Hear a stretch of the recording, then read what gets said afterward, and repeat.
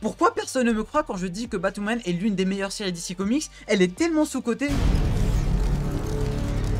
Salut à tous, salut à toutes, c'est Namia, j'espère que vous allez tous très bien mesdames et messieurs. Aujourd'hui on se retrouve pour une toute nouvelle vidéo pour parler de Batwoman. Pour être plus précis, pour parler de la 3e saison de Batwoman qui vient de terminer sa diffusion il y a maintenant une semaine de cela. J'avais un petit retard d'un ou deux épisodes, j'ai rattrapé mon retard. Et du coup aujourd'hui on se retrouve pour en parler d'une façon 100% sans spoiler dans un premier temps, de quoi vous donner ou pas envie de regarder la série. Alors même si tu n'as pas regardé la saison 1 et saison 2, tu peux regarder cette partie sans spoiler, de quoi voilà te donner ou pas envie de regarder. Et après ça on va commencer à spoiler, on va parler de la saison 3 en général et on va parler du fameux dernier épisode et du cliffhanger du dernier épisode, parce que oui, j'ai ma foi pas mal de théories à vous proposer. Alors Batwoman saison 3, qu'est-ce que ça donne? En gros, tout comme ce que j'avais dit concernant la saison 2, franchement le changement d'actrice c'est la meilleure chose qu'ils aient faite concernant cette série, tout simplement. La nouvelle actrice Javicia Leslie en tant que Ryan Wilder, elle brille comme pas croyable, elle est vraiment géniale, mais génialissime, elle est vraiment super, elle est super, il n'y a rien à dire à propos de tout cela.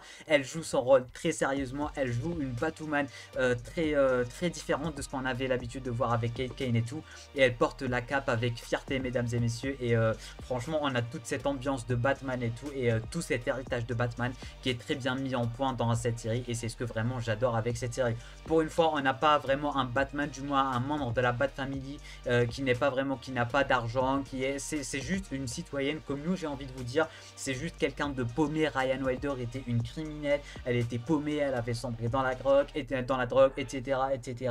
Franchement c'est la meuf qui a vraiment pas de chance dans la vie, elle a perdu ses parents à cause de Alice, etc. Du coup un jour elle décide de se racheter en trouvant le costume de Batwoman, et c'est là que l'histoire de Ryan Wilder commence en tant que Batwoman. Elle va commencer à se faire des amis, elle va commencer à se faire des familles, elle va commencer, enfin à une famille tout simplement. Elle va aussi commencer à avoir la confiance de Gotham City en général. Au début elle va galérer en tant que Batwoman parce que généralement c'était pas son délire, et après petit à petit elle commence vraiment à créer des liens, que ça soit avec ses anciens ennemis, avec des amis, etc.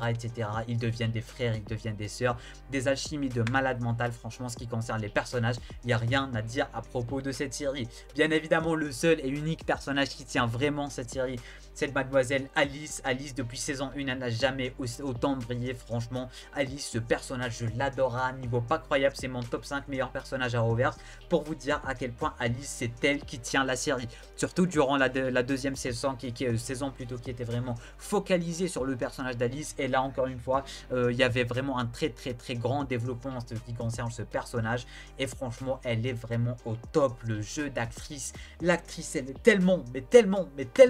tellement forte, c'est juste fou.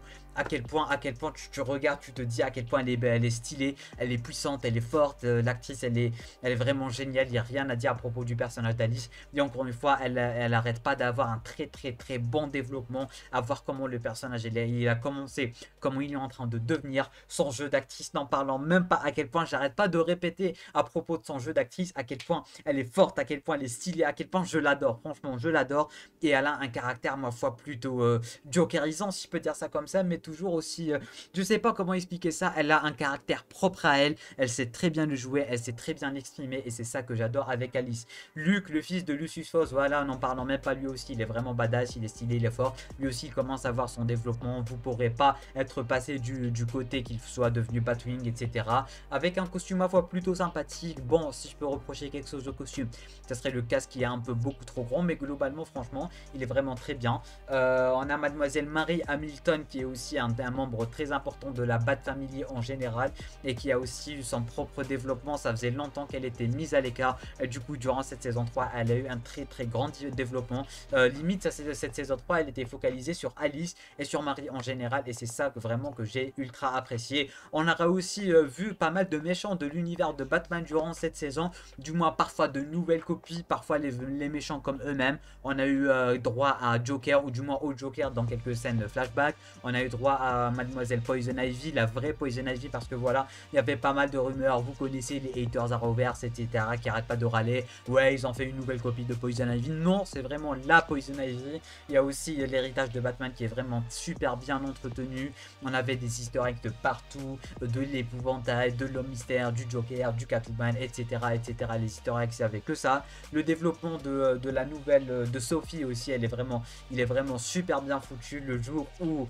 voilà, je vais pas vous spoiler, mais franchement, on va en parler dans le côté non spoiler, mais Sophie aussi, elle a eu un très bon développement, presque aussi bon que celui de Alice, ainsi que de Marie en général. Tout ceci pour vous dire que les personnages, franchement, c'est le plus grand point fort de cette saison 3 en général, et de cette série en général, surtout à partir de la saison 2, parce que je vais pas vous mentir que la saison 1, quand je la clash devant la saison 2 et la saison 3, elle a vraiment pas son mot à dire à quel point Ryan et Alice brillent à un niveau, mais à un niveau, les gars, c'est juste un truc de fou, à quel point, surtout Alice, à quel point elle est en train de tenir la série entre ses mains, c'est juste très bien foutu, et c'est ce que j'avais à dire globalement en ce qui concerne cette saison 3, en ce qui concerne les personnages.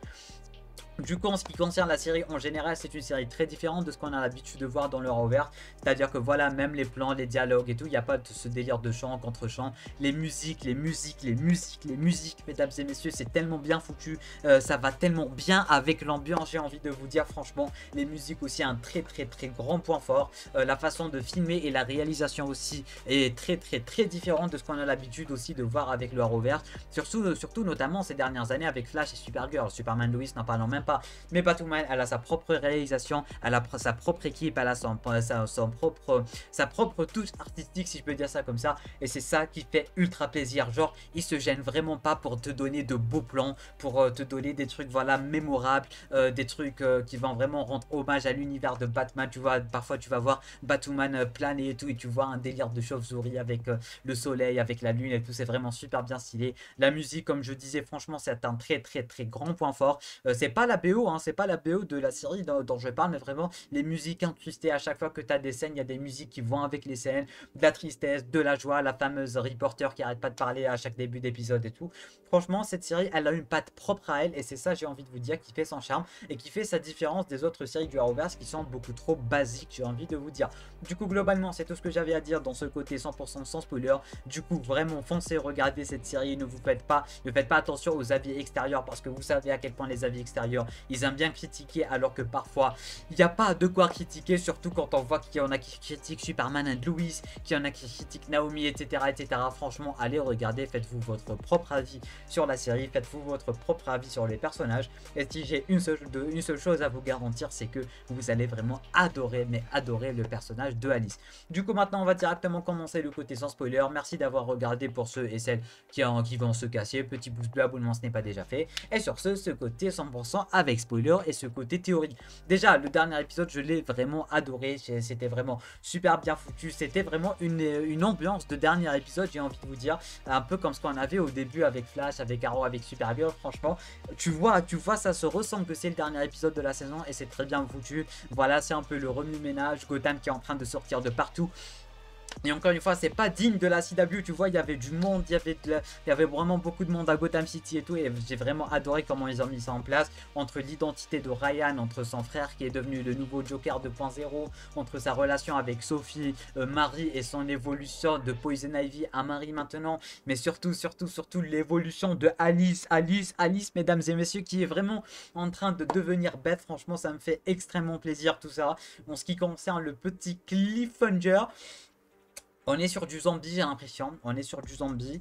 Peut-être bien Solomon Grundy, on l'a pas très bien vu, on a vu un squelette. Alors est-ce que c'était Solomon Grundy qui avait plus de bras? Je sais pas trop comment ils vont expliquer ça, mais globalement on est sur du zombie, j'ai l'impression. Alors est-ce que ce fameux zombie a été créé par l'explosion, du moins par le crash du bat, je sais pas quoi, ou est-ce que vraiment c'était l'habitat de Solomon Grundy et du coup là ils sont vraiment juste venus l'emmerder? Alors je sais pas, ou est-ce que c'est ça l'origin story de Grundy dans la série? Parce que voilà, on sait bien qu'ils arrêtent pas de changer les origines des personnages.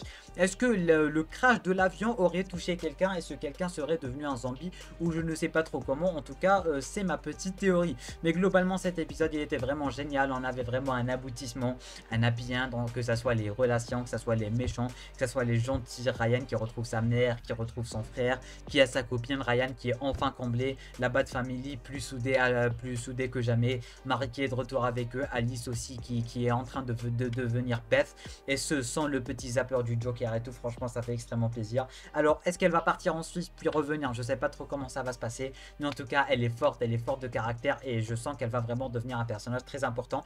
D'ailleurs, elle est déjà très importante. Peut-être bien Red Alice, parce que vous voyez, elle avait pas mal de rumeurs et tout, mais bon, j'attends que de voir comment ça va se passer. J'espère en tout cas que la série va être renouvelée pour une saison 4, parce que me laisser comme ça avec un cliffhanger comme ça sans saison 4, je veux pas, hein, je veux pas. Du coup, on espère de tout cœur que la série soit renouvelée pour une saison 4. En tout cas, n'hésitez pas, vous, derrière vos écrans, à me dire en bas dans les commentaires qu'est-ce que vous avez pensé de cet épisode en général et de cette saison 3 en général, que personnellement, j'ai vraiment trouvé génial. Elle était épique, il n'y avait rien à dire en fait. Il y a zéro critique que je puisse faire à cette saison 3, parce que voilà, il y avait de tout. Il y avait de l'émotion, il y avait de la Batmanologie, il y avait de l'héritage de Batman, il y avait de tout. Il y avait aussi un peu de nostalgie, le Joker qui ressemble un peu au Joker de Batman de 89 et tout. Franchement, il y avait beaucoup de choses à dire, et cette série, je l'adore, très clairement je l'adore. J'ai rien de négatif à dire à propos de cette série durant cette review, mesdames et messieurs. En tout cas, merci à tous, merci à toutes d'avoir regardé cette vidéo. Petit pouce bleu, abonnement ce n'est pas déjà fait si tu kiffes le contenu global de la chaîne. Moi je vous dis à très bientôt pour une toute nouvelle vidéo. C'était un portez-vous bien.